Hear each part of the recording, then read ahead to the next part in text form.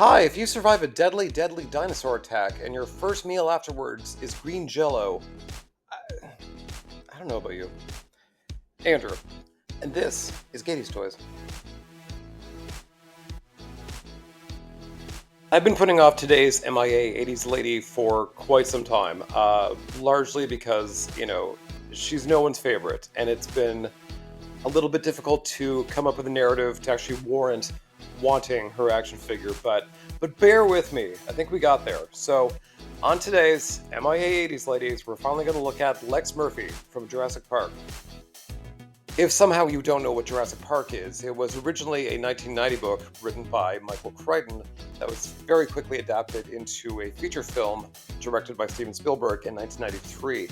The film essentially is about, kind of playing God, where an old man with too much money named Dr. Hammond decides to sort of reinvigorate all these dinosaur species and create an amusement park around them.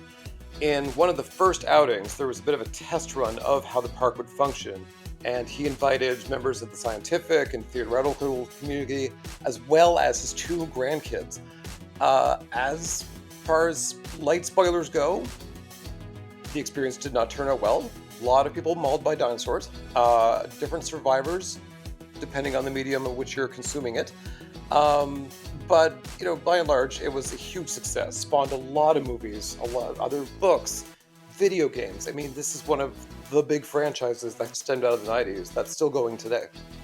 Stemming from the success not only of the book, but of course the movie that was, the highest grossing film of all time at the time, Kenner was tapped to make toys based off of Jurassic Park. Kenner, especially at that time, was very much in the movie business. I mean, of course, their whole, real career sparked from Star Wars, but they were, known for doing Robin Hood and that kind of thing. So, I mean, they're really, the guys to talk to about making toys. Largely, these toys were just one and done.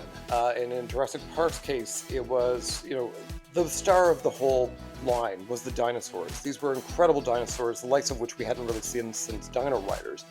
They were expertly sculpted, had this kind of like gooey flesh on top of them that you could rip off and get battle damage, much like myself.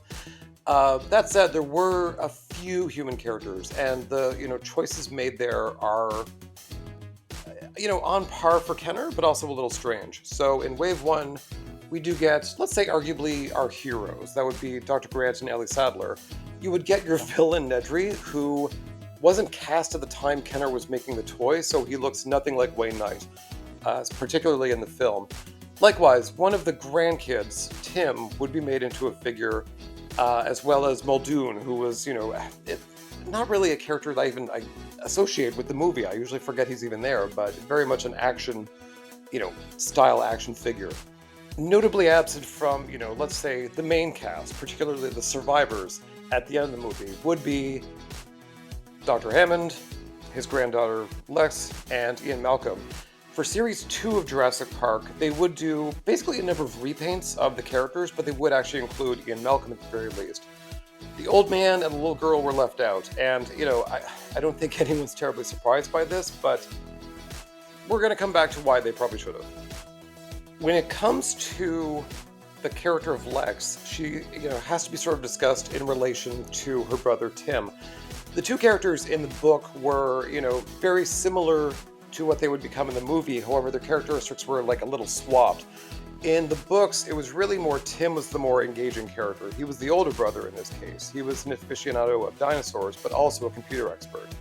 Lex was the younger sister and still a little kind of sporty and tomboyish, but she was just whiny. I mean, she was just such a little bitch, and she was more of a danger to herself and others. So, not exactly, anyone's favorite in the book. When it came time to adapt them into the movie, the characteristics got spread out a little better. So Tim was now the younger brother, still a dinosaur aficionado, but his computer whiz skills transferred over to Lex. Still very much the tomboy, but now the older sister, the more responsible of the two. Equally both very whiny and annoying. So, if you know me, if you know my penchant for kid characters, sidekicks, all that, I'm like, if they had been mauled by dinosaurs, I wouldn't shed a tear. As for Kenner's part, and their decision not to include Lex in the series, I'm not surprised. I mean, this was early 90s, there weren't a lot of, female figures out there, particularly little girls kind of thing. The slot of the, let's call him like, hostage, the drama of, the line, the person to put in peril to save was Tim. And very similar to, say, John Connor in the Terminator 2 line. I mean, this was sort of like the one character you could slot in for that role. You didn't need two. Likewise, as mentioned before, I mean, they did sort of see the success, the breakout success of Ian Malcolm in the movie, played by Jeff Goldblum. So they were wise to, kind of plunk him into Wave 2. Same with Dr. Hammond. I mean, like, they probably could have and should have made him. He was one of the survivors. He was very integral to the plot, much like Lex. But, again, old man and young woman, I don't see it. There's not enough oomph there to sell toys, particularly when they only had two real, series before the sequel took off. However, in her defense, hear me out. This goes out to all the millennials especially. If you have ever been told by a Gen Xer or especially a boomer, hey, I need you to change the clock in my microwave. I need you to tell me where Google is. How do you email? How do I do online banking? You know the frustration that comes with that. And you know that when it came time to get the whole park in order, the little girl who knew how to use the UNIX system was the one who came through. So Lexi was ahead of the game. Lexi is you. Lexi was a trailblazer. So I know, she's annoying. I know, no strong feelings are left unfelt in regards to this character. But I mean, nevertheless, I mean, Lexi sees you. Lexi sees you. Likewise, let's call a spade here. I mean, this line was a huge success. They did have incredible dinosaurs, as I mentioned before. They had vehicles. They had a really great playset, which we're going to come back to. They were world building, and they did have, I think, a pretty, not maybe Star Wars style success, but I mean, Kenner was no stranger to world building. I mean, this is how they made their bread and butter through Star Wars, was creating all the characters they could, including background characters. So I mean, when I say I want a Lex figure, I want a Hammond figure, I mean, I want like Sam Jackson's figure. I want all of it. I want the lawyer. So I mean, this was kind of a systemic problem across a lot of these videos, where you want the team, you want the full cast, you want to recreate a scene from the movie. And when you're missing characters, be it a little girl, an old man, or a lawyer with his pants down, it's important, okay? So since the film and since Kenner's original line, I mean, no one's exactly clamoring for Lex merchandise, but frankly, Jurassic Park merchandise itself has not really flourished as much as I feel like it should. I mean, this really was one of the staple brands of the 90s. That said, Lex herself would appear amidst all the movies just once in the direct sequel, The Lost World. She and her brother Tim would be, basically worried about the failing health of their granddad. She would appear in, Lego games and stuff like that. But again, she's not exactly, high priority, let's say. That said, in the past couple of years, Mattel has taken over the license for Jurassic Park, and they've released a few toys over the years, particularly like, filling in the ranks of human characters across all the different movies. And that would finally, come to a head with Lex and Tim in a set called The Kitchen Encounter. In the set, I mean, she's with her, her blonde hair, her purple shirt, she's got all the, acromatics, except for the ball cap. And they would come with, a frying pan and a raptor to, recreate the scene in the kitchen. Again, world building, finishing a team. This was still like important stuff. These figures were not great. The paint's not fantastic. I'm not really a fan, to be perfectly honest. But nevertheless, I was happy to see her. Another point of interest would be when Mattel Creations did the Gates crowdfunding. This would be, as it's like suggested, just the gates to Jurassic Park.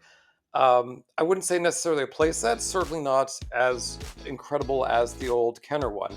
Which, I mean, granted, this would have been a huge playset with, heavy electronics, all this stuff. But I mean, the controversy around the price and the limitations of it, it's out there. You can see other videos regarding people's, opinions on the matter. But the fact is, it didn't, go through. Lex would have been probably about the last tier of that. She would have been included with a goat with a leg that could come off, because that's cute.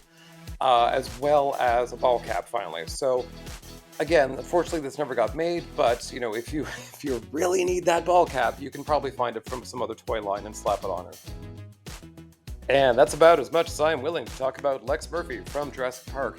Again, it's one of those things where, if you're a collector of toys, you want the team, you want the cast, you want the world built, you want to be able to recreate scenes. And be it a little girl or an old man or whoever, I mean, these things are, it's always disappointing when they don't come to true. So, I mean, I understand Kenner's apprehension to make her, particularly when they had her brother already in the line twice with a repaint. But that said, rights were wrong since. So happy as I can be to see a Lex figure out in the shelves. I will not be purchasing her, but kudos. So I thank you for watching. I thank you for liking, commenting, subscribing, all those YouTubey things. And I will see you next time on MIA 80s Ladies.